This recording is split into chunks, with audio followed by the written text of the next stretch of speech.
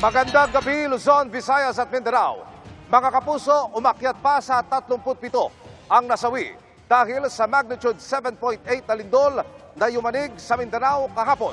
Pinangangambahang tataas pa ang bilang na iyan lalo't may mga lugar na hirap pa ring maabot dahil sa mga sira-sirang kalsada at tulay.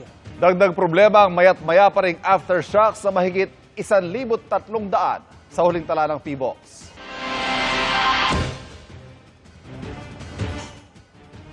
At isa nga po sa mga pinakanapuruhan ng lindol, ang bayan ng Glan sa Sarangani Province, nakatabi lamang ng bayan ng Maasim kung saan naitala ang episentro ng magnitude 7.8 na lindol.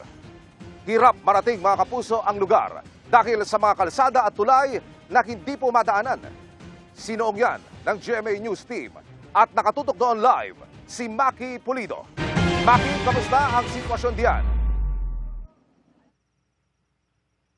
Ay talaga naman, Emil, napakahirap marating ang bayan ng Glan sa probinsya ng Sarangani kaya halos isolated na ito matapos ang malakas na lindol kahapon ng umaga. So yung problema ng maraming residente rito ay basic, pagkain, maiinom na tubig, kuryente, pati signal ng telepono. Para makarating kami sa bayan ng Glan, Sarangani, 3 beses kaming nagpalipat-lipat ng masasakyan dahil kung may sirang tulay o kalsada, kailangang mag-arkila ng panibagong masasakyan tulad ng motorsiklo. Sa bayan pa lamang ng Malapatan, ang bayan bago Glan, sarado na ang tulay. Nang lumindol, bumabang isang bahagi nito nang masira raw ang beam sa ilalim. Dahil hindi na matawiran yung tulay, ang ginagamit na ay yung mga maliliit na bangka o itong tinatawag nilang alul. Dito sa alul na isasakay nila yung mga motorsiklo para makatawid dito sa ilog. So ang singil dito, pwede naman yung tao, kaso 50 pesos per head. Kung motorsiklo ang isasakay mo, 100 pesos isa. Ilang kilometro mula rito, mararating ang boundary ng bayan ng Glan. Hindi pa rin naaalis ang sasakyang ito na nagulungan ng malalaking tipak ng bato habang binabaybay ang highway. Mabuti na lamang at hindi raw nasaktan ng driver. Pagkalampas ng arko, naharangan uli ang kalsada ng mga naglalakihang bato mula sa gumuhong bahagi ng bundok, kaya't hindi na ito madaanan kahit ng motorsiklo. Kahit matanggal sa kalsada ang landslide, hindi pa rin madaraanan dahil ang kalsada parang hiniwa kaya't naghiwa-hiwalay habang ang ibang bahagi nag-angatan na ang semento. Kung titignan ninyo, ito putol na itong highway, butas na talaga siya.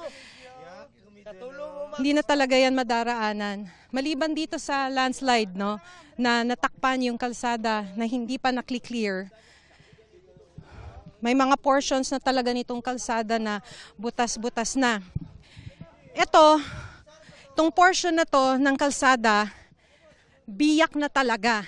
In fact, maliban sa napakalaking butas na to kung saan naghiwalay na yung kalsada, banda rito, kung makikita ninyo, umangat na itong portion ng kalsadang to. Well, may butas dito, kailangan daw mag-ingat. Ito, kung titignan ninyo, umangat na itong portion ng kalsadang to. Hindi na talaga madaraanan kahit na maklear pa yung landslide sa bahaging yon. Ayon kay Glan Mayor Victor James Yap Sr., sa inisyal na report, aabot na sa 20 ang namatay sa kanilang bayan dahil sa lindol. 3 sa mga biktima, mag-iina ni Roldan Dante. 2 anak niya na 8 months at 3 years old at kanyang misis. Inabutan namin ang nasawing mag-iina na nakabalot ng kumot sa loob ng bahay. Ihahatid pa lang daw ng punerarya ang mga kabaong. Nang lumindol, nadaganan ng paderang mag-iina sa loob ng bahay. Nagtatrabaho noon sa bukid si Roldan. Hindi na niya naabutang buhay ang kanyang mag-iina. Ang iniisip ko, yung pamilya ko, yung unang nalagay sa isip ko. Hindi ako maka-uwi dito kaya ang dalan ba? Daan. Na landslide, ma'am. Hindi ako maka-uwi na. Nang dito tumakbo ako dito niambak po to sa kuan, tumalon pa ako, hindi ko matanggap. Maraming nasira at gumuhong bahay sa Glan pero wala pang maibigay na eksaktong bilang ang lokal na pamahalaan. Isa sa wala nang mauwian ang pamilya ni Mona Lisa. Sana matulungan kami na magkabahay kasi Ewan, hindi namin alam kung sino bang tutulong sa amin, mga gobyerno sana. Wala din kaming pangkain, panggasto araw-araw. Wala talaga. Mga basic na pangangailangan ang kinakailangan ngayon ng mga taga-Glan Sarangani. Tubig, pagkain, kuryente at signal ng telepono. Hindi ko na sila in-evacuate kasi yung evacuation center ko nasira noong 2023. Humingi akong funding, hindi ako binigyan ng funding. So nasira ngayon, wala na akong mapaglagyan ng evacuation. Hindi pa raw lubos na nakakabangon ng Glan mula sa lindol noong 2023. Ngayon, mas mapaminsala pa ang naranasan nila. Tumagilid na ang lumang munisipyo, gumuho ang ilang mga gusali sa poblasyon ng bayan. Ang isang bahagi ng palengke, nakatagilid na ang mga paderna para bang babagsak na rin. Gumuho ang isang bahagi ng gusali ng Notre Dame of Glan pero wala raw nasaktan dahil nasa flag ceremony ang mga estudyante ng lumindol.